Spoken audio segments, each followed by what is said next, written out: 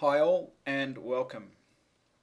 Now, with permission from Chodaboy66, I'm going to use some of his footage to talk about what at least one individual has stated numerous times is a detention camp for the imprisonment of Australians.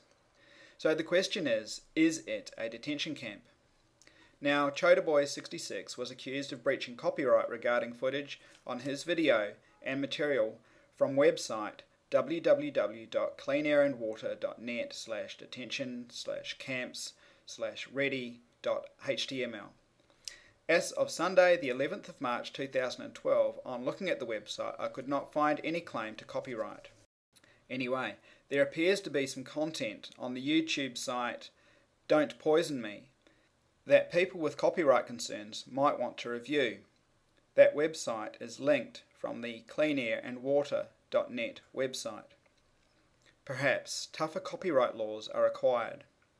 Indeed, perhaps I've done work worthy of criticism in this regard and should cease what I'm doing. Anyway, the Robina railway station, the nearby Skilled Stadium sports arena, and the river and whatever else could be used to detain Australians. Who would doubt that? I certainly wouldn't. So you are looking at an aerial shot of the site. It has been stated as fact by the same individual that this section, now highlighted, of the Robina railway facility is a compound built for the detainment of Australians. Quote, detention camps in Australia ready for thousands of people. This one is well camouflaged in the open near sports arena, ready for UN, NWO takeover. Dissenters will be locked up. Razor wire sits atop the fence in question at Robina. Razor wire sits atop the Chinese Consulates General in Sydney. Some razor wire is also utilised at the bus terminal in Tempe, Sydney. Razor wire gets utilised in various industrial, prison and military applications around Australia. Whilst the razor wire at Robina is a formidable deterrent, the razor size is small and inflicts minimal harm compared with the more aggressive razor sizes. Personally, I would expect a more ruthless approach from nefarious New World Order coordinators whom don't have the same considerations as Queensland Rail. The expanded steel mesh must have cost a lot of money, along with what is a robust anti-climb fence. Graffiti is considered a form of vandalism from the point of view of rail authorities.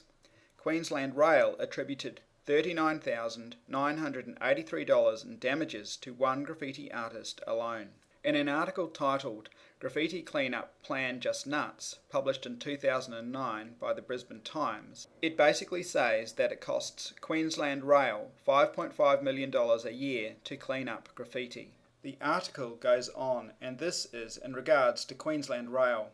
So, as it goes, it also uses a $5 million graffiti removal machine at main railway station and recently approved a new $15.5 million machine to remove graffiti from trains and wagons. Graffiti removal is a big business. Murals are a tactic in Australia to combat graffiti. Railway authorities use the tactic. Something I noticed about the anti-climb fence is that the outside has the smoother profile, a more anti-climb profile. The main section of the fence posts are on the inside, where they would only serve to assist one or more people when trying to climb out. Likewise, the lateral supports for the razor wire at the top of the fence only point inwards, as these would only assist one or more people in climbing. On this footage you can see what is quite a smooth profile on the exterior of the fence. Cameras are used as a means of surveillance and proof. Cameras on the outside of the fence would be useless to City Rail as a means of proving someone's entry into property of their concern. These cameras at Tempe point inwards. The mesh fence would surely serve to protect the fingers of children playing in the adjacent sports field from a guard dog employed to protect the premises. Plus we also run dogs in here, so we need to make sure that if anyone gets bitten, they've made a big effort to get in here. You can tell them any stabling yard in Queensland now will be built the same way. Because to keep the tag isn't it dicks out this one of trash fronts, because they cost a fortune to clean. It just doesn't actually keep them out, but it slows them down. Hopefully we can grab them when they get in. Whilst international bankers, secret government agencies and so forth may have an endless budget, for Queensland Rail, protection of their property from what they regard as vandalism costs many, many, many millions of dollars. Okay, let's change tact a little. I will now read selectively from a report that, according to Rumour Mill News, was written in 1996 by an author unknown. The report is titled Fortress Australia Hidden Agenda. Now, I will try not to drag this out. Here we go.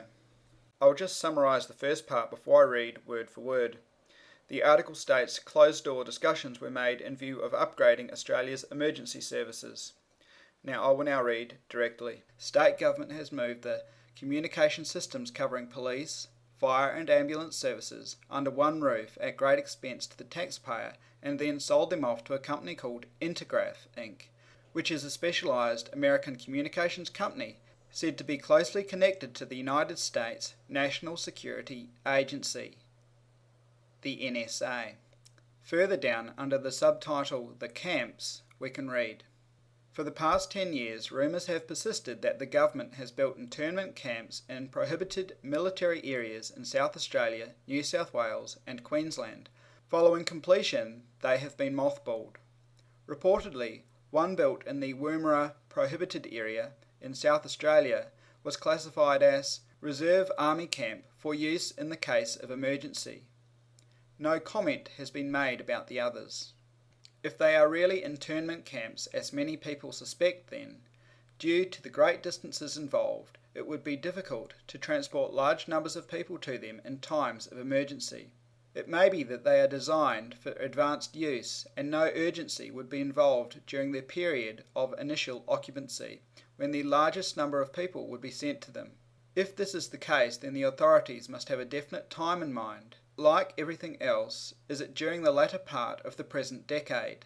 In times of emergency involving great disasters, the transportation of large numbers of resistant and in some cases hostile people is difficult. It is far better to process them and place them under detention in areas close to the disaster zones. But how does one build large internment facilities near populated areas without the public noticing and causing scandal and embarrassment that the authorities would be able to deal with? The answer was found to be quite simple. Tent camps, like those being used as civil prisons in America, Arizona, could be purchased in kit form, complete with razor wire and electric fencing, and warehoused in each state until required. A source in government advised the writer that he had heard of a procurement program that had been underway for the past 2 years, and Wackenhut Incorporated is the willing supplier. In this way, it would be possible to store hundreds of prisons around Australia that would take no more than a few days to set up in any available open space without the public having any advanced knowledge of them whatsoever. It is important to consider that if this system is adopted in Australia, it would have to be of similar interest in the US and other countries. The prison export business could prove to be very profitable, and no doubt Wackenhut Incorporated is fully aware of such possibilities. In the United States alone, they are making over $100 million per year out of their private prisons and exporting prison camps in kit form or allowing licensed manufacture would represent a very nice addition to their existing business activities. Okay, so that was an excerpt from 1996 regarding prison camps in Australia.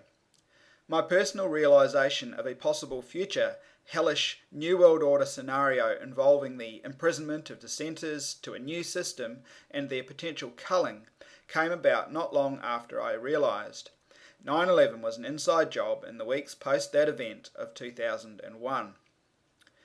George Orwell's book 1984 was published in 1949 and also serves as a reference.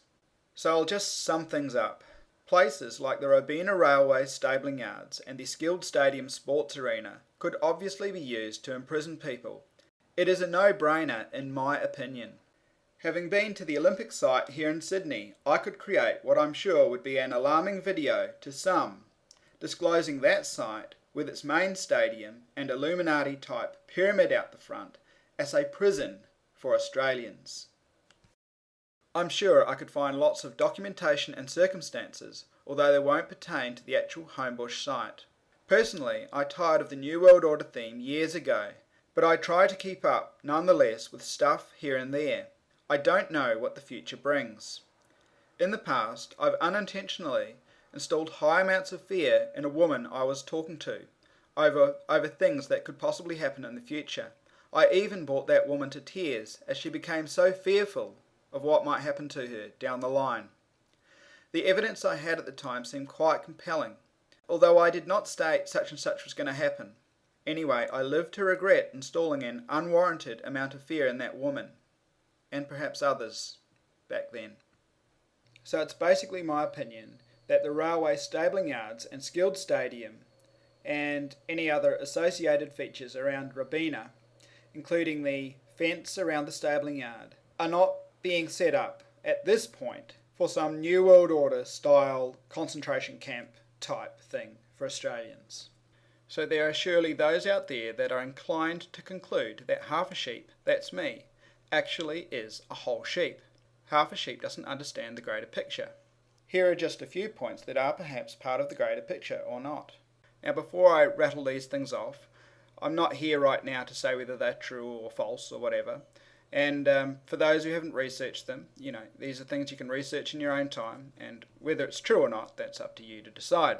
Anyway, so half a sheep does not understand that FEMA camps and coffins are spread around America, that increasing draconian laws are slowly dissolving our freedoms, that mind-controlled Australian military personnel are capable of killing their own family and friends, that super soldiers and robotic soldiers will be unleashed on the world, that frequency-based weapons will be used to exterminate people over small and large areas, that technology acquired from aliens is surely part of this equation, that the bad aliens outgun the good aliens and that will be our undoing. What about human treaties and fights with aliens? How does that fit in? That interdimensional beings will feast on the fear during a New World Order crackdown. That, hey, possibly, reptilian beings will feast upon human pineal glands, as they are perhaps their food of choice, who knows. That the secret space program will serve to protect the New World Order tyrants, if required. That the world's underground base system is linked up to a base under the Robina railway stabling yards, as part of a Nazi plot from hell. That Bible prophecy predicts the end times very soon. That satanic rituals are held in stadiums around Australia, including Skilled Stadium in Robina, and that ritualistic activities take place there, such as torture, blood drinking, pedophilia, murder, and butchery, and so on and so on. Anyway, sure, maybe I don't understand these factors, among many others. I realise that all sorts of factors might add up in other people's minds to make the Robina train station facility and Skilled Stadium a prison for Australians. I have a history of turning down interviews from a Sydney Morning Herald reporter and a reporter from the ABC television network on separate occasions over separate things. Mainstream media has its uses, although one has to be extremely savvy. Indeed, I've used them in this film. I dislike the mainstream media for many, many reasons. One of those is that they twist stories to suit their agenda. One has to be just as cautious when viewing my work also. I have provided this video so that people can get an albeit brief but alternative point of view on a matter in which a particular individual keeps stating that it is a fact that, among other things, the fence in question at the Robina train stabling yards has been put there to imprison Australians. I hope this has been helpful, and down with any nefarious New World Order. For what it's worth, I do believe the individual behind the claim of a detention facility at Robina has his heart in the right place. Alternative media sources to the mainstream can potentially mislead, though, also. My aim is to point out something I believe to be incorrect for the benefit of others. Take care. Bye for now.